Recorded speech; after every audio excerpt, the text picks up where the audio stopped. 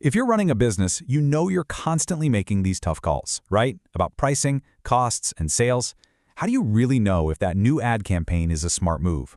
Or if you can actually afford to drop your prices to grab a bigger piece of the market? Well, today, we're going to pull back the curtain on a super powerful financial tool called Cost Volume Profit Analysis. It's designed to give you the confidence to answer those exact kinds of questions. And really, it all boils down to this one question. This is the one that keeps every single founder up at night. This comes from Prem Narayan, the founder of a company called Acoustic Concepts. And it's the real, honest, urgent question that's at the very heart of what we're going to break down today. So here's the backstory. Prem's company, Acoustic Concepts, has this hit product called the Sonic Blaster. Sales are great, which sounds awesome, right?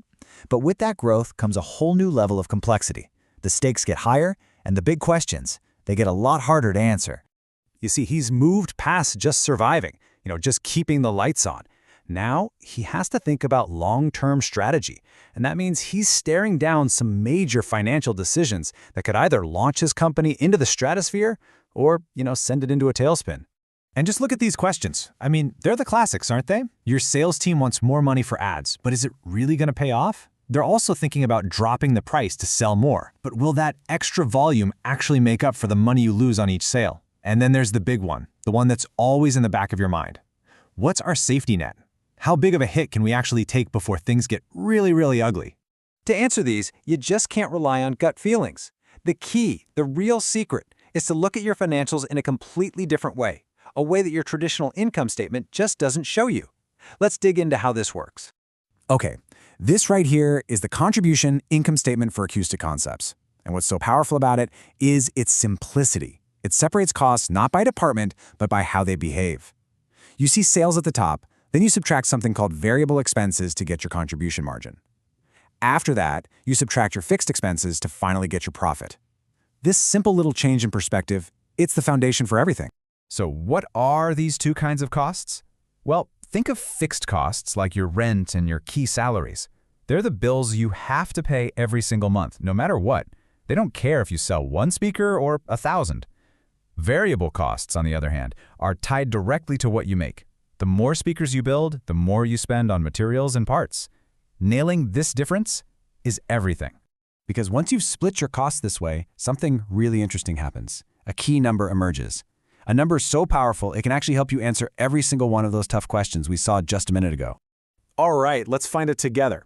We start with the price of one single Sonic Blaster speaker, $250. And from that, we take out the direct cost to make that one speaker. The materials, the components inside, which for Acoustic Concepts is $150. And there it is. The result is $100. This is your contribution margin. And think of it like this. For every speaker they sell, $150 of that sale immediately goes to pay for the speaker itself. That remaining $100 is what's left over to contribute to paying all those big fixed costs like the rent. And only after all of those fixed costs are paid off does that $100 per speaker start becoming pure profit. Okay, so now that we have this magic number, we can find maybe the single most important milestone for any business, the break-even point. This is the exact sales target you need to hit just to cover all your costs. It's the moment you go from bleeding money to making it. It's really the starting line for profitability. And the best part is, the calculation is just beautiful and simple. You take your total fixed expenses, in this case $35,000, and you divide it by that magic number, that $100 contribution margin per speaker. And what do you get? 350 speakers. That's it. That's the magic number for Acoustic Concepts. They have to sell 350 speakers a month just to break even. So, knowing your break-even point is a total game changer. But the real power, the fun part, comes when you start using these numbers to make decisions. It's time to start tackling those what-if scenarios. So here's Prem's first real-world problem. The sales manager comes to him and says, "Hey, give me an extra 10 grand a month for advertising, and I promise you I'll generate an extra 30,000 in sales. That's 120 more speakers. So what do? Is this a smart move?" Well, we don't need a crystal ball to figure this out. We just have to look at the change. Those 120 extra speakers, each one of them brings in that magic $100 contribution margin. So boom, that's $12,000 in new contribution margin. And what did it cost us to get it? The $10,000 ad spend. As you can see, the benefit clearly outweighs the cost. It's an easy call. So the answer is a clear, confident yes. This ad campaign will boost the company's net profit by $2,000. See? No guesswork, no crossed fingers, just a clear, data-driven decision. That is the power of focusing on your contribution margin. Okay, so we've talked about how to grow your profit. But what about that other thing? That nagging fear that keeps founders up at night? The risk. How do we actually measure the company's financial cushion? For that, we use a concept called the margin of safety. And it's pretty much exactly what it sounds like. It measures how much your sales can fall before you dip below your break-even point and start losing money. It's your buffer, your cushion against the unexpected. For Acoustic Concepts, remember, their current sales are 400 speakers, and their break-even is 350. That means their margin of safety is just 50 speakers, 50, or $12,500 in sales.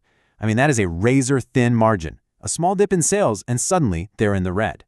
This number perfectly quantifies the anxiety that founder was feeling. And this leads to a bigger, more strategic question. A company's risk level isn't just about sales volume. It's deeply connected to its basic cost structure, that mix of fixed and variable costs we talked about at the beginning. And this slide illustrates that trade-off perfectly. Take a look at these two farms. Bogside Farm has low fixed costs but high variable costs. Maybe they pay workers by the hour. Sterling Farm invested a ton in expensive machines, so they have really high fixed costs but very low variable costs. So in good times, Sterling's high contribution margin means its profits just soar. But in bad times, those massive fixed costs can be an absolute killer. Bogside is more stable, less upside maybe, but also a lot less downside. This phenomenon has a name. It's called operating leverage. A business like Sterling Farm, with its high fixed costs, has high operating leverage. You can think of it like a lever for your profits. A small increase in sales can lead to a huge increase in profit. But, and this is a really big but, it works both ways. A small drop in sales can cause a catastrophic drop in profit. It's a classic high-risk, high-reward strategy that's built right into your business model. So look, by understanding just these few key numbers, contribution margin, break-even point, and operating leverage, you can move from just guessing to actually knowing. You can model decisions, you can measure risk, and you can truly understand the financial engine of your business. So the only question left, the one I want to leave you with, is this. Now that you have the tools, what's the first what if you're going to analyze to unlock your company's full potential?